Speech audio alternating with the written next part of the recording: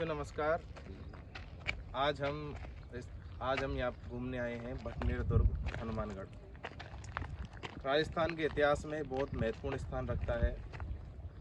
तो इसी परिप्रेक्ष्य में हम भी इधर आए थे एग्ज़ाम देने, तो सोचा कि हम एक बार देख लें कि इसमें क्या है जो इतिहास में जो इतना ज़्यादा प्रसिद्ध है, तो इसमें ऐसी क्या चीज़ें हैं तो उनको एक बार देखा जाए। तो हम इस दुर्ग में घूमने के लिए आए, लेकिन जो चीज़ें हमने सुनी थी उस हिसाब से अगर देखें तो इस दुर्ग की जो दुर्दशा है, आप एक बार कैमरे पे दिखाइए।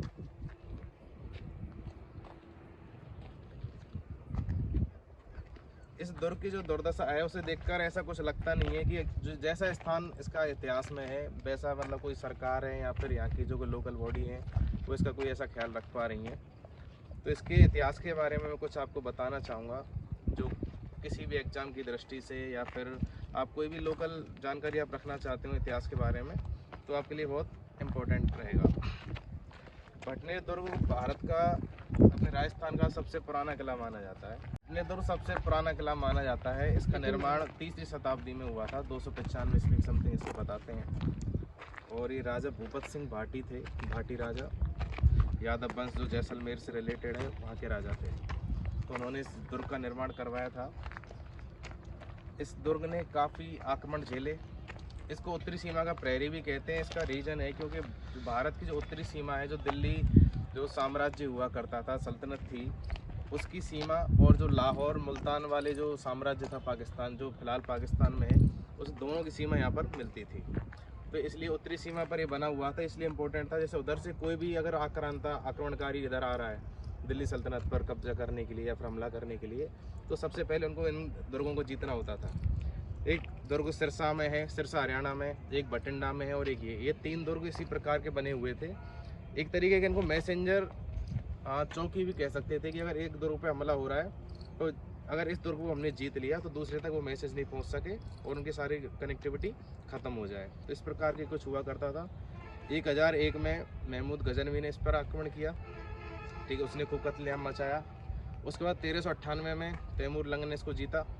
जो यहाँ के राजा थे वो वीरगति को प्राप्त हुए और यहाँ पर उसने भी कत्लेआम किया और जौहर भी किया गया था हिंदू और मुस्लिम औरतों के द्वारा। उसके बाद कामरान ने 15वीं शताब्दी में इस पर आक्रमण किया। इस प्रकार इसने काफ़ी आक्रमण झेले और लेकिन ये अपने वजूद के लिए संघर्ष करता रहा। फिर सन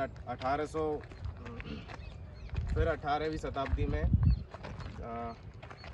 बीकानेर के शासक ने जैसलमेर के शासक को हरा करके इस पर कब्जा कर लिया और मंगलवार के दिन यहाँ पर अपनी नींव रखी साम्राज्य की। और मंगलवार हनुमान जी का दिन होता है तो इसलिए इसका नाम हनुमानगढ़ रखा गया और आज हनुमानगढ़ भटनेर दुर्ग की वजह से पहचाना जाता है, जाना जाता है। इस दुर्ग के बारे में कुछ और किंवदंतियाँ हैं, उनके बारे में हमारे विषय विशेषज्ञ नरेंद्र पोद्दार जी बताएंगे आपको। जी धन्यवाद गौरव जी। आज हम बहुत ही ऐतिहासिक, संघर्षशील और अपने मरने मिटने की कला को संजोए हुए इस किले में पधारे हैं। एक बार मैं अपने कैमरामैन से अनुरोध करना चाहूँगा कि प्राचीर के साथ साथ दुर्ग के अंदर का वातावरण भी दिखा दें। एक बार ये दिखाइए प्राचीर किस तरह से जगह है। ये साक्ष्य हैं, ये साक्षी हैं आक्रमणों के जो इस दुर्ग ने अपने वक्ष पर झेले हैं। पैसे पर लौटते हुए राजस्थान के उत्तरी सीमा का प्रहरी और राजस्थान में सबसे ज़्यादा विदेशी आक्रमण सहने वाला भटनेर दुर्ग हनुमानगढ़। ये दुर्ग मात्र एक दुर्ग नहीं है, ये एक ग्रंथ है, एक कथा है हजारों सैनिकों की जिन्होंने अपने प्राणों की आहुति दे दी भूमि की रक्षा के लिए। जैसा कि आप देख पा रहे होंगे, किले के अंदर कोई बड़ा महल नहीं है, कोई बड़ी मीनार या कुछ बड़ा इमारत आप जो कहें ऐतिहासिक दृष्टि से कुछ ऐसा दुर्ग के अंदर उपस्थित नहीं है, सिवाय कुछ प्राचीन मंदिरों को छोड़कर। तो मुगलों के विदेशी आक्रांताओं के जो आक्रमण हुए, यहाँ से ये तो साबित होता है कि जैसा कि हमारे गौरव भाई बता रहे हैं कि एक मंदिर गोरखनाथ जी का है और एक 15वीं शताब्दी का जैन मंदिर इस दुर्ग में उपस्थित है। जैसा कि फिर आपको भी बातों से और यहाँ की स्थितियों को देखकर लग रहा होगा कि ना तो महल, ना कोई जेब जवाहरात, ना कोई इतनी धन संपदा के लिए यहाँ आक्रमण हुए होंगे। यहाँ आक्रमण का सिर्फ एक ही उद्देश्य था, जो विदेशी आक्रांता थे, मुग़ल थे, अरबी थे, तुर्क थे, जो भी वो चाहते थे कि उत्तरी सीमा में आते हुए अपना राजस्थान के लिए और नीचे के भारत के लिए दबदबा के लिए कोई जगह उनको सुनिश्चित हो। तो उसके लिए अपना प्रभुत्व स्थापित करने के लिए, अपनी संप्रभुता स्थापित करने के लिए विदेशी आक्रांताओं ने इस दुर्ग को काफ़ी बार जर्जर किया है। काफ़ी तलवारें गवाह हैं इस दुर्ग की वीरता की, बहादुरता की, और काफ़ी रानियों, महिलाओं की जौहर की कहानियाँ भी इस दुर्ग की प्रचलित हैं।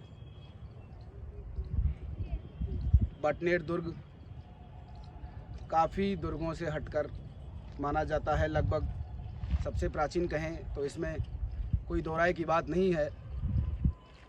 चित्तौड़गढ़ का किला राजस्थान में सबसे प्राचीन, अपितु भारत का भी सबसे प्राचीन किला माना जाता है, लेकिन बटनेर दुर्ग को भी उस श्रेणी में रखें तो इसमें कोई दो राय की बात नहीं है।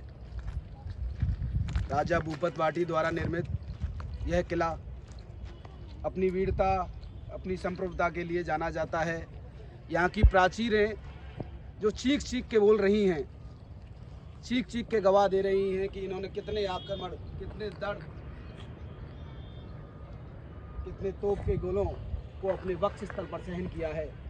और आज उसी वीरता को, उसी संप्रभुता को परिचय देते हुए अभी उसी भांति यह किला इस राजस्थान की उत्तरी सीमा में खड़ा हुआ है, ललकारते हुए कि है कोई बाकी तो आओ मुझसे लड़ो।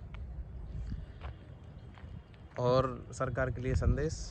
सरकार को मैं संदेश देना चाहूँगा, मात्र यही किला नहीं है जो सरकार को एक संदेश दिया जाए, और भी किले हैं, और भी दुर्ग हैं, लोहागढ़ का दुर्ग है, और भी काफ़ी प्राचीन दुर्ग हैं जिनके माध्यम से सरकार को हम संदेश भेज सकते हैं कि उनकी हालत आज की तारीख में कैसी दयनीय है।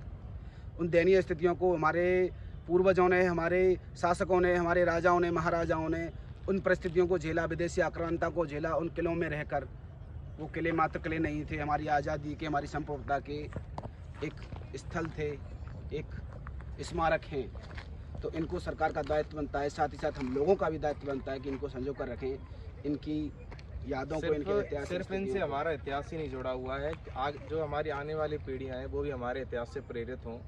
और एक तरीके से पर्यटन स्थल भी हैं ये, जिस शहर में होते हैं, अगर वहाँ पे अगर इनको ढंग से पर्यटन की दृष्टि से निखारा जाए तो एक रोज़गार के अवसर भी प्राप्त होते हैं। जैसे कोई बसें चलती हैं, गाड़ियाँ चलती हैं, अगर कोई बटनेर दुर्ग को देखने आ रहा है कोई दूसरे शहर से, तो उन लोगों को भी रोज़गार मिलता है और अपने शहर की शोभा भी बढ़ती है। तो मैं सरकार से यही निवेदन करना चाहूँगा, जो भी इससे रिलेटेड मंत्री हैं कृपया इस ओर ध्यान दें और जो भी हमारी ऐतिहासिक धरोहर हैं उनको संजोए रखें, क्योंकि ये चीज़ें धीरे धीरे नष्ट होती जा रही हैं और हम आधुनिकता की ओर इतने ज़्यादा अग्रसर हो गए, इन चीज़ों की तरफ बिल्कुल ध्यान नहीं दे पा रहे हैं। तो मैं बस एक यही रिक्वेस्ट करना चाहूँगा, इसको ज़्यादा से ज़्यादा शेयर करें और सरकार के पास पहुँचाएँ, जिससे कि उनकी आंखें खुलें और ऐसी ऐतिहासिक धरोहरों को कुछ सम्मान मिल सके। नमस्कार, जय हिंद।